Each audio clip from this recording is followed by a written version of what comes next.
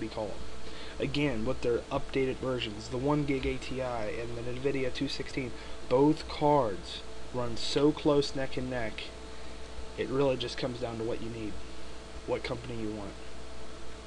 So for the high-end market, it just comes down to if you want the high or the low-end version of the cards and how much you're willing to spend. ATI and Nividia, for their high-end cards, look, they're the same price, so it is just totally what you want. I mean, it's 800 meg, basically 900 versus a gig. That's really not even a difference. It will run the same on 30-inch displays. It's fine. But if I had to pick one, I would probably go ATI, just because it has that itty bit extra memory for the same price. And for the lower end cards, I'd probably go to Nvidia, just because it has that higher memory and you're saving a little bit of money.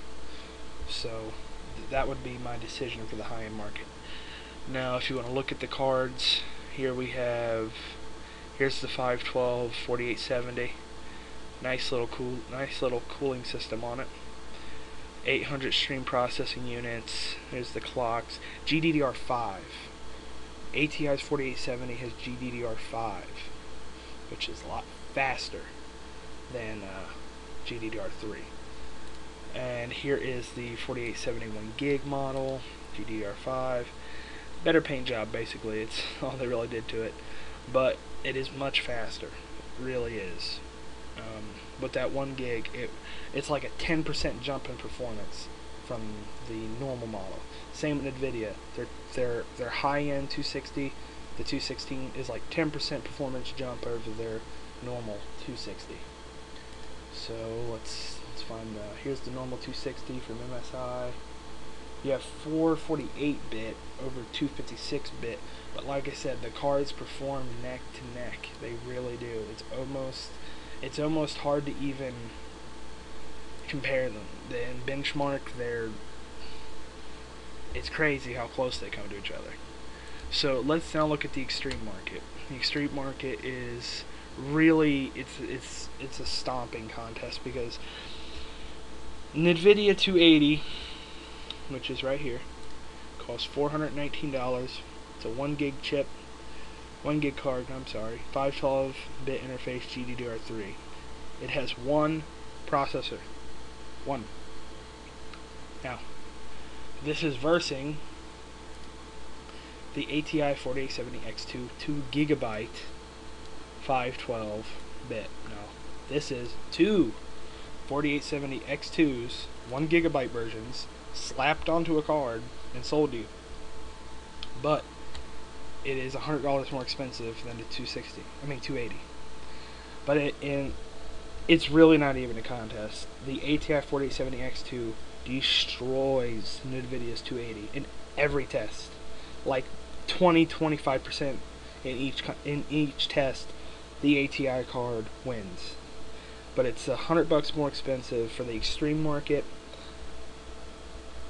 Look, if you want to future-proof your graphics system for like 3 years, because you can slap 2 of these in there, grab one now, grab one later, and it's going to be the ultimate graphics setup, go ATI.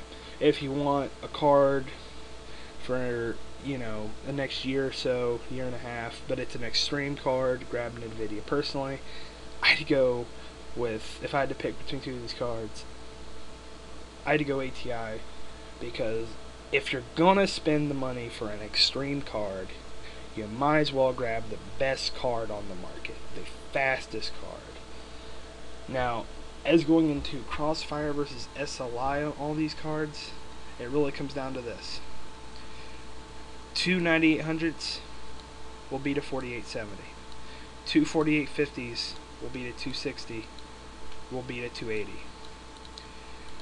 2 260s beat a 4870 X2. 2 4870s beat a 280. It was just shy of a 4870 X2. 2 of any mid will beat a high, 2 of any high will beat an extreme.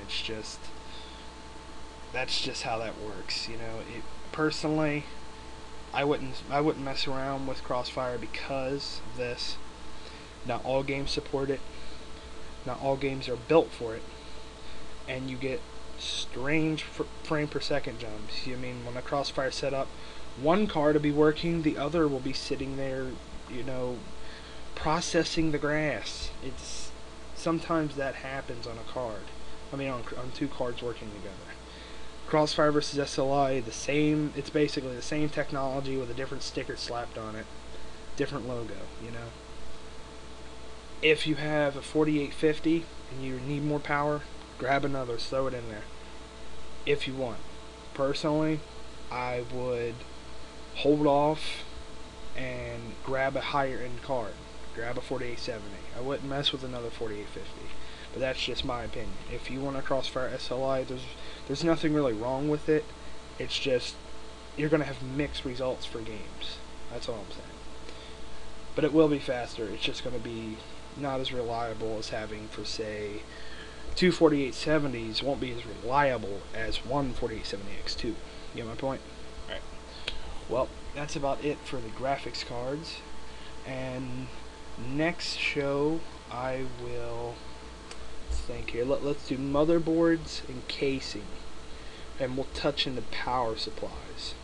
So, pretty big show next time. And we'll probably get into memory too if I can keep the time reasonably short. So, thanks for watching.